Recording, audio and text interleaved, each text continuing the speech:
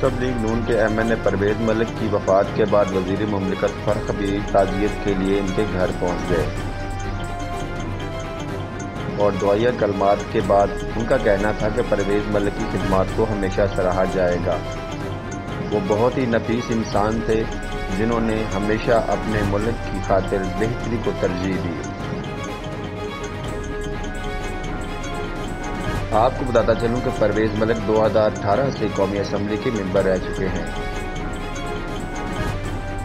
جن کو 11 اکتوبر 2021 کو اچانک دل کا دورہ پڑنے سے ان کا انتقال ہو گیا۔ تمام سیاسی پارٹیوں کی طرف سے افسوس کیا گیا۔